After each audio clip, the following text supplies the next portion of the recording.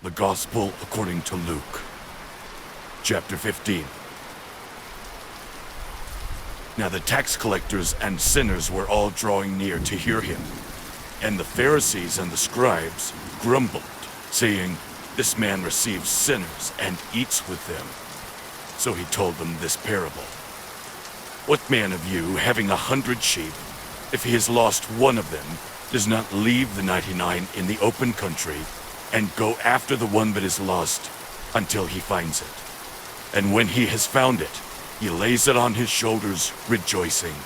And when he comes home, he calls together his friends and his neighbors, saying to them, 'Rejoice with me, for I have found my sheep that was lost.'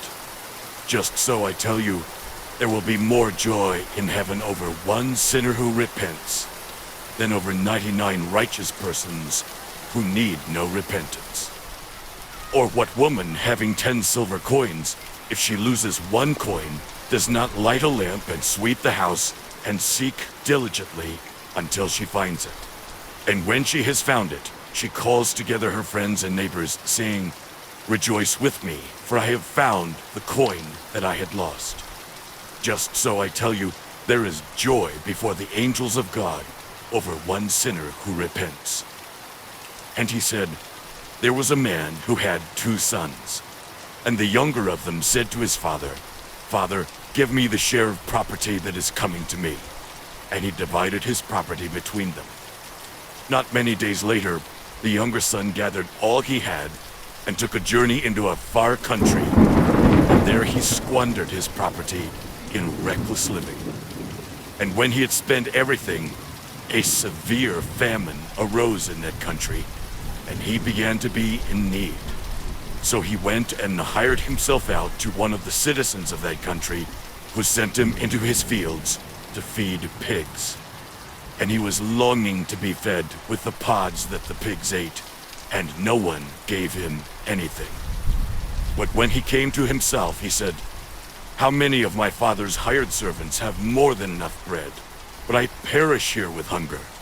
I will arise and go to my father, and I will say to him, Father, I have sinned against heaven and before you. I am no longer worthy to be called your son. Treat me as one of your hired servants.' And he arose and came to his father.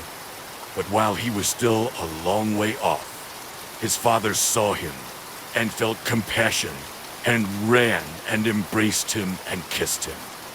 And the son said to him, 'Father, I have sinned against heaven and before you.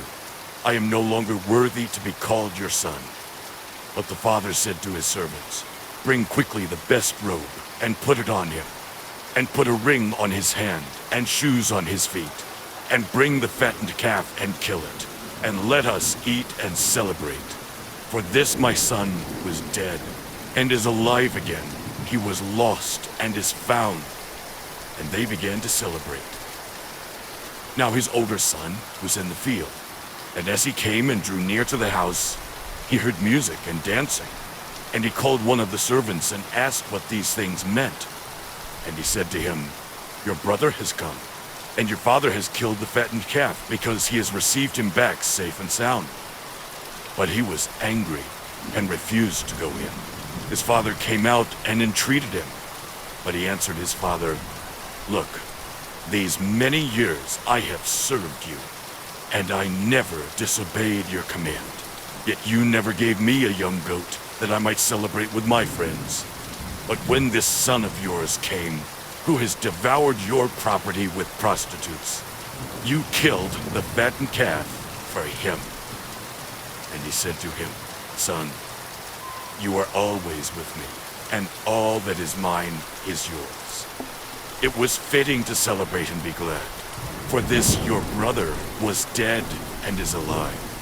He was lost and is found.'